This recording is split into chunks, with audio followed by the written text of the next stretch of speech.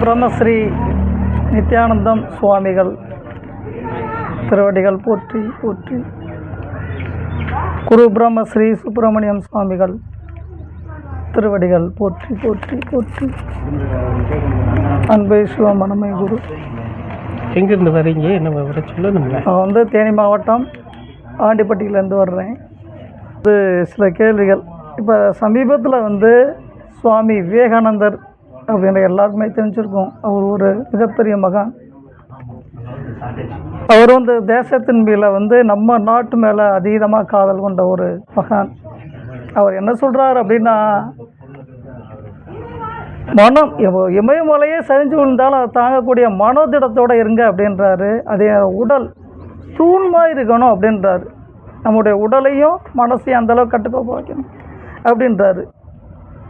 அப்படி சொல்கிறவர் என்ன சொல்கிறாரு, உடல் தூண் மாதிரி இருக்கணும் அப்படின்றதுக்காக என்ன சொல்கிறாருன்னா, உடல் உழைப்பு உள்ளவங்க, உடல் பலகீனம் ஆகுதுன்னா நீங்கள் நான்வெஜ் சாப்பிட்டுக்கலாம், தப்பு இல்லை அப்படின்றார் விவேகானந்தர். ஏன்னா அப்படி நீங்கள் அதை சாப்பிட்டா தான் நீங்கள் திடமாக இருக்க முடியும், நீங்கள் சரியாக பணி செய்ய முடியும், இந்த தேசத்துக்காக நீங்கள் உழைக்க முடியும் அப்படின்னு சுவாமி விவேகானந்தர் சொல்கிறாரு. எல்லாத்துக்கும் பொதுவாக சொல்கிறாரு. நம்ம மாதிரி பாதையில் வந்தவங்களுக்குன்னு தனிப்பட்டு அவர் சொல்லலை. இது நான் நான் எடுத்துக்கொண்டிருக்கேன், நான் சொல்லலை. இது எனக்கு மனசில் தோன்றிய ஒரு சந்தேகம், அதனால் நான் சொல்கிறேன். அதே நேரம் அவர் இன்னொன்று என்ன சொல்கிறாரு, அந்த பாயிண்ட்டே அடுத்த பேரில் சொல்கிறாரு. என்ன சொல்கிறாருன்னா, நான்வெஜ் புலால் ஒரு 4 பீஸ் ஒரு மனிதன் சாப்பிட்டான் அப்படின்றதுக்காக அவனை வேண்டான்னு ஒதுக்குற கடவுள் ஒரு கடவுளாக இருக்க முடியாது, அப்படி ஒரு கடவுள் தேவையில்லை போங்க அப்படின்னு சொல்கிறாரு சுவாமி விவேகானந்தர். ஆனால் நம்ம சுத்தமாக அந்த இதெல்லாம் விட்டுட்டு இந்த பாதைக்கு நம்ம வந்திருக்கோம். இதுக்கு ஐயாவோட விளக்கணும் என்னன்னு நான் கேட்குறேன். அவங்ககிட்ட தான் கேட்டீங்க, அவங்க தான் சொல்லுவாங்க. என்னை பார்த்து கேட்டிருந்தா நான் சொல்லுவேன், அவங்கள பார்த்து கேட்டீங்க. அவங்க யார் வைக்கணுமா கேட்டாங்க, யாராவது சொல்லுங்க. அவருக்கு சொல்லலை. பொதுவாக மனிதர்கள் நம்ம தேசத்தில் இருக்கிற நம்ம இளைஞர்கள் எல்லாத்துக்குமே சொல்கிறாரு. இப்போ ஆஃபீஸ் நீங்கள் தனியாக உட்காந்து சொகுசாக வேலை செய்கிறீங்களா, நீங்கள் சாப்பிட வேண்டியதில்லை, நீங்கள் சரியான பாதையில் போகலாம், சாப்பிடக்கூடாது தான். ஆனால் உடல் உழைப்பு கண்டிப்பாக வேணும்னா நீங்கள் சாப்பிட்டுக்கலாம், தப்பு இல்லை அப்படின்றாரு சுவாமி விவேகானந்தர். அப்போ அவரும் ஒரு மகான் தான், மிகப்பெரிய மகான். அவர் சொல்கிறார், நம்ம எப்படி எடுத்துக்கிறதுன்ற ஒரு சந்தேகம் வருது. அடுத்து என்ன சொல்கிறாருன்னா, அடுத்த பாயிண்டில் சரி அவர் சொல்கிறது அவர்கிட்ட தான் கேட்டுக்க நின்றார் ஐயா, அவர்கிட்ட தான் கேட்கணும். இல்லை நான் சொன்னேன் சரிங்களா. கேட்டதுக்கு கேள்விக்கு நான் தப்பா ரைட்டாக நான் சொல்லித்தானே ஆகணும். ஏன் சாமி? அவர் புலால் உண்றது தப்பு கிடையாது அப்படின்னு அவர் சொல்கிறாரு, சாப்பிட சொல்கிறாரு அப்படிங்கிறீங்க இல்லையா? உடல் உழைப்பு இருக்கிறவங்களுக்கு தேவைப்படலாம் அப்படின்றாரு. அவர் மட்டும் சொல்லலை சாமி, இவர் மகான் தான் உங்களுக்கு மட்டன் சாப்பிடுங்க, அசைவம் சாப்பிடுங்க அப்படின்னு அவர் சொல்லலை. அவர் மட்டும் சொல்லலை, பெரிய எம்எஸ்சி ஜர்ஜன், பெரிய பெரிய டாக்டருங்க, பெரிய பெரிய இதில் படித்தவங்க இல்லைங்களா, எல்லாருமே சொல்கிறாங்க. அவர் அந்த டாக்டர் பார்த்தீங்கன்னா வீட்டில் தனியாக கோயில் கட்டி வச்சு இப்போ நம்ம மாதிரி ஜீவகாரணியத்தவே கடைப்பிடிக்கிற டாக்டரு. வீட்டில் இருக்கையில ஜீவகாரணியத்தை கடைப்பிடிக்கிறாரு, ஆஸ்பத்திரி வந்தோடனே எல்லாத்தையும் மட்டன் சாப்பிடுங்கிறாரு. அதே டாக்டர் வீட்டில் இருக்கிற வரைக்கும் என்னங்கிறாரு, ஆடு வெட்டக்கூடாது, கோழி வெட்டக்கூடாதுன்னு ஜீவகாரணியத்தை பற்றி பேசுகிறாரு, கோயிலை கட்டி வச்சுக்கிட்டு.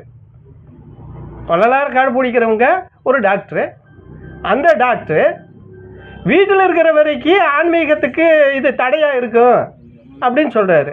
இதே ஆஸ்பத்திரிக்கு வந்ததையும் என்ன சொல்கிறாரு, நீங்கள் உங்கள் உடம்புக்கு இதெல்லாம் சாப்பிட்டீங்கன்னாத்தே உங்கள் நோய் குணமாகுது, உங்களுக்கு இந்த சத்து பத்தாமல் இருக்குது, இந்த இது பத்தாமல் இருக்குது சொல்கிறாரு இல்லையா? சொல்கிறாரு இல்லைங்களா? சாப்பிட சொல்கிறாரு இல்லைங்களா? எல்லாம் சாப்பிட்டு முட்டை எடுத்துக்கங்க, மட்டன் எடுத்துக்கங்க, அந்த சத்து எந்த சத்து குறைவாக இருக்குதோ அந்த இதை நீங்கள் எடுத்துக்குங்கிறாரு. இப்போ இதில் எதை டாக்டர் என்ன டாக்டர் வீட்டில் இருக்கையில் சொல்கிறத கேட்குறதா, இவர் ஆஸ்பத்திரி வந்ததையும் சொல்கிறதையும் கேட்குறதா? சொல்லுங்கள் பார்க்கலாம். சொல்லுங்கள். சிரிக்க கூடாது, கேள்வி கேட்டீங்கல்ல. இருங்க டாக்டர் வந்து அவருக்கு வேண்டியது அவரே எடுத்துக்கிட்டாரு, அவருடைய கொள்கைக்கு அவரே எடுத்துக்கிட்டாரு. இல்ல உங்களுக்கு அது தேவைப்படுது இல்ல அப்படின்ற சொல்றாரு இல்லைங்களா? இல்ல சாமி, சொன்னது யாரு? ரெண்டையும் சொல்றது யாரு? ஒரு டாக்டர் தானே. ஆமா, சொன்னது விவேகானந்தர் யாரு? அவரு மகான். ஆமா இல்லைங்களா? அவர் எடுத்துக்கிறது இல்ல, அவர் எடுத்துக்கிறது இல்ல, உணவை எடுத்துக்கிறது இல்ல. அப்ப ஊருக்கு தேவை உபதேசம் எனக்கு கிடையாதுங்கிறதா இது? ஏன் சாமி? ஏன் அவர் அப்படின்னா அவர் சாப்பிட்டு இருக்கணும் தானே. அவர் வயத்துல போயிட்டு கிடந்தாரு இல்ல, யாரு? நம்ம ராமகிருஷ்ணர். அவரோட துணியெல்லாம் இவரு தானே கொண்டுட்டு போய் அலசினாரு. அந்த யமுனா நதிக்கரையில் கொண்டுட்டு போய் துணியெல்லாம் அலசி இது பண்ணணும் இவரு தானே. ஏன் அவருக்கு இப்படி ஒரு நல்ல ஒரு அசைவ இதாக கொடுத்து அவருக்கு அந்த வகுத்து கடுப்பு நிறுத்தி இருக்கலாமே இவரு? ஏன் செய்யலை? ஒருபோது அவர் வந்து சாப்பிட சொல்லலை. இதெல்லாம் இடைச்சொல்கள், சரிங்களா? ஒரு ஆன்மீகவாதி, ஆன்மீகத்தில் இருக்கிறவனுக்கு இந்த நினைப்பு, இந்த காரணம் என்னன்னா, ஒரு உடம்ப இன்னொரு உடம்பு சாப்பிடணும்னா அந்த பிறவி எந்த பிறவி? இதுக்கு மட்டும் பதில் சொல்லுங்க. இந்த உடம்பு போயிருச்சுன்னா, இதில் இந்த உயிர் போயிருச்சுன்னா இது போனோம் இல்லையா? இது பணம். இந்த பணத்தை வந்து ஒரு ஆட்டை வெட்டினீங்கன்னா அது பணம் தான். சைவம் சாப்பிட்றவங்களுக்கு அது வந்து கறி அது இதுன்னு எதோ சொல்கிறாங்க, அது வேறு விஷயம். ஆனால் அதோட நிலை எந்த இது அதில் இல்லை இல்லையா? வெறும் உடல், வெறும் உடல் இல்லைங்களா? அப்போ அது எப்படி வந்து இது வந்து இப்போ இருக்கிற, அதாவது விஞ்ஞானத்தில் வந்து உடம்புக்கு வந்து அந்த சத்து பத்தலை இந்த சத்து பத்தலைங்க இருக்கு. இதை விட மீறின சத்து இருக்குதே, தெரியுதுங்களா? வேண்டாம், நீங்கள் இதை வந்து இப்படிங்கிறீங்க. இந்த இந்த உடம்புல வந்து அந்த ஹீமோகுளோபின் நம்மன்னு ஒன்று ஒரு சத்து இருக்குது. அந்த இது வந்து குறைஞ்சதுன்னா அந்த முடக்குவாதம் இருக்குது பார்த்தீங்களா? முடக்குவாதம் வந்தாலே இந்த முடக்குவாதம் வந்தவங்களாம் சத்தான சாப்பாடு சாப்பிடக்கூடாது, சத்தான காய்கறியவே எடுத்துக்கக்கூடாதுங்கிறாங்க. இதை விட சத்தான காய்கறி அதில் இருக்குது. எது? மட்டனில் இருக்கக்கூடிய அந்த சத்தை விட காய்கறியில் இருக்குது இல்லைங்களா? இருக்குது. ஏன் அதை எடுத்துக்கூடாது இல்லைங்களா? விவேகானந்தர் சொன்னார் அப்படின்னு சொல்லி நம்ம வந்து அப்படி ஒரு இதுக்கு முடிவு எடுத்துட முடியாது.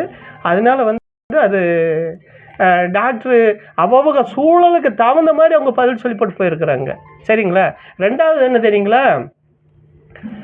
ராமகிருஷ்ணரை இப்போ அவர் வந்து விவேகானந்தர் இருந்தாருன்னா எல்லாத்துக்கும் சொன்னார். ஆனால் ராமகிருஷ்ணர் மாதிரி இவர் ஆக முடிஞ்சுதானே? முடியலை. அவரை பற்றி வெளி உலகத்தை தெரியப்படுத்திட்டு போனார் ஒரு சீடரா இல்லைங்களா? கடைசி வரைக்கும் அவர் ராமகிருஷ்ணருக்கு சீடராகத்தே இருந்தாரே தவிர ஒரு மகான் ஆகலை. ராமகிருஷ்ணரோட சீடர் அவர். அவருடைய உலகத்துக்கு, இந்த உலகத்துக்கு இந்த நம்ம இந்தியா சார்பாக அவர் வந்து இந்த சமயத்தை வந்து அங்கே இந்த நம்ம சமயத்தை வெளிப்படுத்துறதுக்காக அந்த மாநாட்டில் இவர் போய் கலந்துக்கிறாரு. அது வெளிநாடு போகிறாரு இல்லைங்களா? இந்த இந்து சமயத்தை பற்றி அங்கே பேசுகிறாரு. அப்போ இது வந்து எப்படின்னு கேட்டால் சமயம் சார்ந்தது.